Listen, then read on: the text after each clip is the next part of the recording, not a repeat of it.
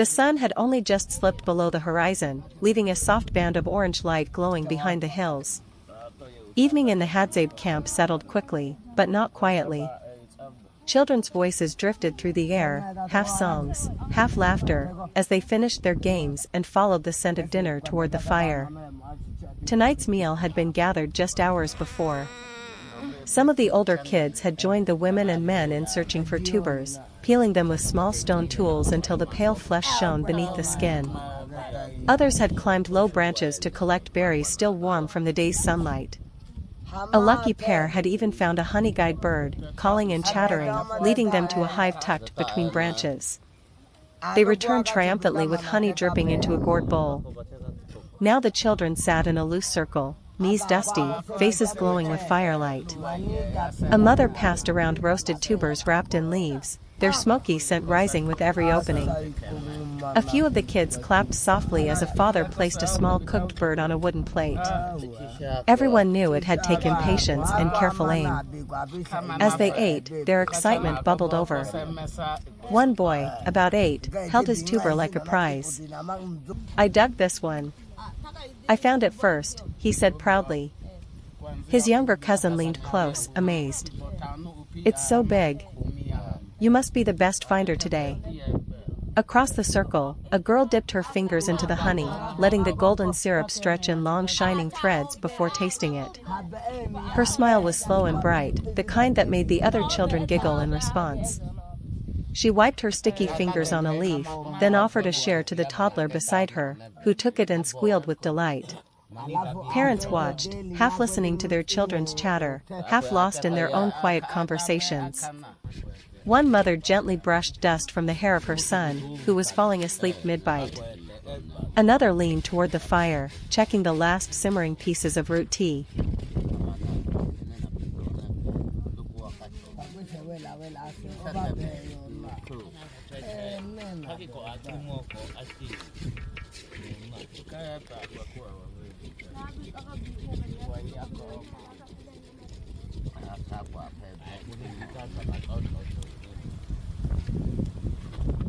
Documentary script.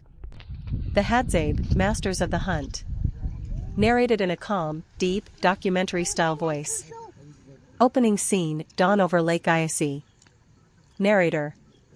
At the edge of northern Tanzania, where the sun rises over the dry savanna and the winds whisper ancient stories, lies one of the last true hunter-gatherer societies on Earth. The Hadzabe. Here, survival is not written in textbooks. It is learned under the vast African sky, passed down through generations, and carried in the hands of those who move with the rhythm of the land. Today, we walk with them. We listen. We learn. We witness a world where every footprint, every call, and every shadow holds meaning. Scene 1, the hunt begins. Visual. A group of Hadzabe men stand in the early morning light, bows slung over their shoulders, arrows resting in handmade quivers. Their bodies are lean, silent, attentive. Narrator. For the Hadzabe, hunting is not merely a task, it is a way of life. Before the heat rises, they set out across the open plains. They do not rush. They do not wander. They read the land. Scene 2, Master Trackers. Visual. Close-up shots of footprints in the dust. A hunter kneels, touching the soil. Narrator. To the Hadzabe, the earth is a map. A broken twig reveals direction. Fresh dung, still warm, reveals time. A faint footprint tells a story of movement, hesitation, and fear. Hunters whisper to one another, following clues invisible to untrained eyes. Their tracking ability has been refined over tens of thousands of years. A living archive of ancestral knowledge. Scene 3, moving like the wind. Visual. Hunters glide between thorn trees, stepping lightly. Narrator. The Hadzabe move with remarkable silence. Every step is calculated. Every pause is deliberate. Animals do not hear them. Often, they do not even sense them. This silent movement allows the Hadzabe to get within shooting distance, sometimes less than 20 meters, without being detected.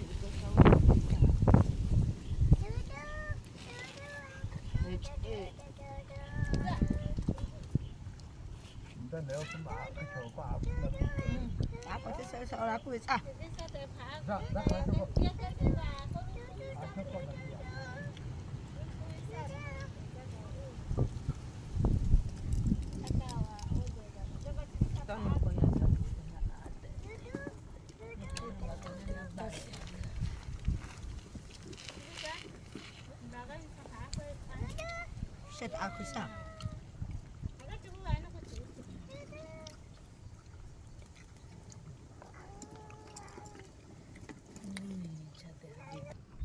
Zamo masha kusita. Kese meshina ako china na.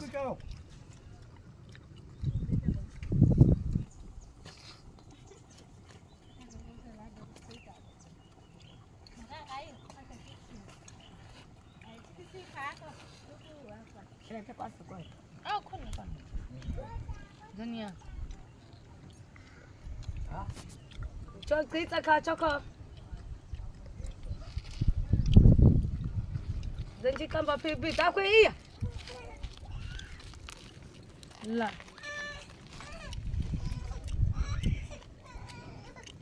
Scene 4, The Language of the Wild. Visual. A hunter cups his hands and makes a bird-like call.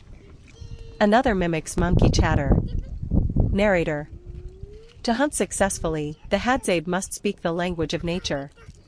They mimic the calls of birds and the cries of monkeys. These sounds both signal companions and lure animals closer. They know which birds follow elephants, which calls reveal honey, and which sounds mean danger.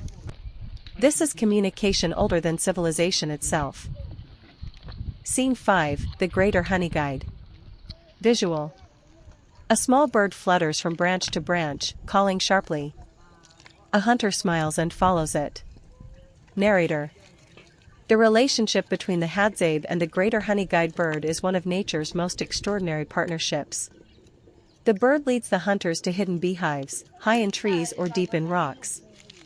In return, the Hadzabe leave behind wax and scraps of honey. Both species benefit. Both depend on trust. It is a bond found in few places in the world. Scene 6, Persistence Hunting. Visual. A lone hunter jogs steadily across hot terrain, tracking an animal far ahead. Narrator. In the heat of midday, when most animals hide in shade, some Hadzabe employ an ancient technique known as persistence hunting. The idea is simple, yet incredibly difficult. Follow the animal. Do not stop. Outlast it. After hours of pursuit, the animal becomes exhausted, and the hunter closes in. This is human endurance at its most primal. Scene 7, The Craft of the Bow, Boar. Visual. A Hadza elder sits beneath a tree, carving a piece of hardwood. Children gather around. Narrator. But no hunt can begin without the most important tool. The bow, called boar by the Hadzabe. Crafting a bow is an art. The wood must be chosen carefully, often from conifera or wild olive trees. It must bend without breaking. It must hold strength without becoming too heavy. The elder heats the wood, straightens it, and polishes it with patience. The bowstring, made from sinew or plant fibre.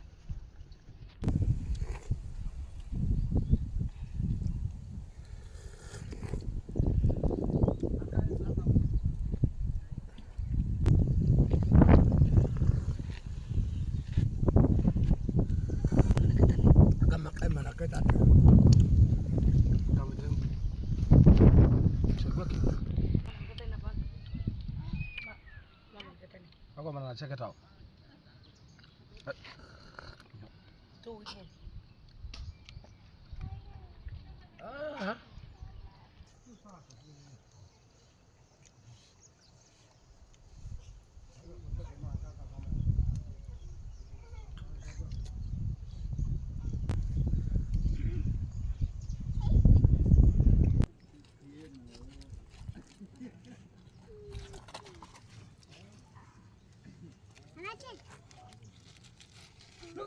Is tied with practiced hands. Every bow carries the fingerprint of its maker. No two are exactly alike. Scene 8, Arrows of Purpose. Visual. A hunter shapes reed shafts over a small fire, another scrapes the bark from a branch. Narrator. Just as the bow is personalized, so are the arrows. Different arrows serve different purposes. Simple wooden points for birds. Light shafts for small game. Metal-tipped arrows for larger animals. Natural resins bind the arrowheads. Feathers guide their flight. Some arrows carry powerful traditional substances. Knowledge passed only from elder hunters to trusted apprentices. This knowledge is sacred, never shared lightly, never taken for granted. Scene 9, the final moment. Visual. A hunter raises his bow slowly. A spring hair freezes. The arrow flies.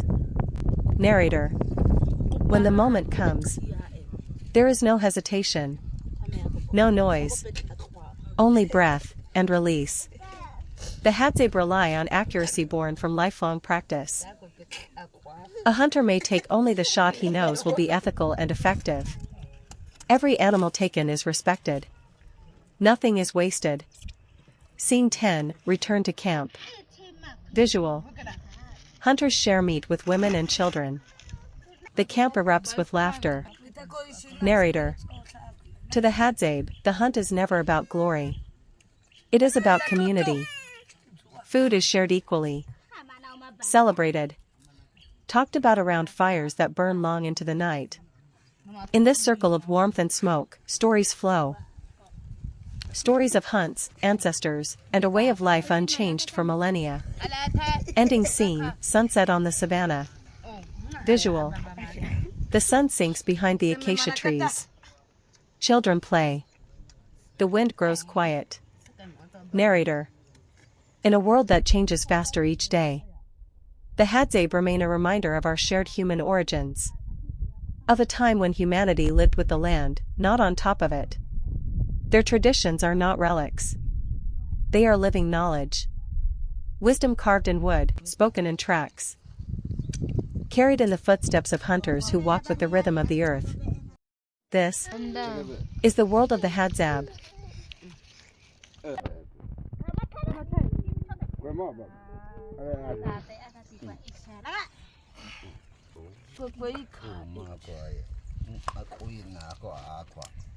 Semete, eguna kukunya ikae. Ukumi ite. Jani ko chana.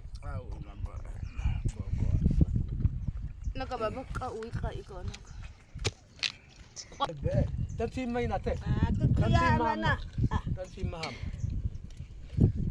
Uwi sinawagkaan. Kuwi shidakana. Ukumi ite. Kuzu wata. Tata bita. Kasi boko teko. Kasi kai boko. Sabab. Ay habamia. Tansi maham. Sana kai. Kada dite. Kada to.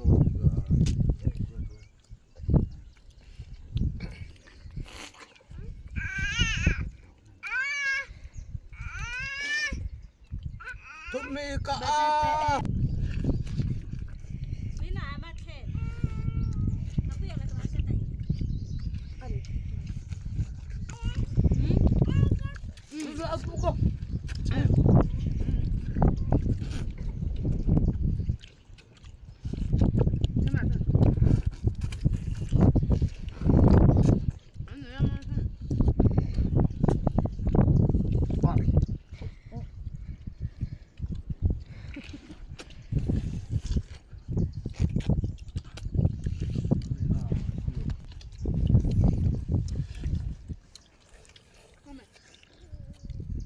Jaguar. Oh. Dam cứ ở ngay tao. Mami chắc quá mà có ite mà mà này đi qua. Kimi cái đó. Buku jaguar.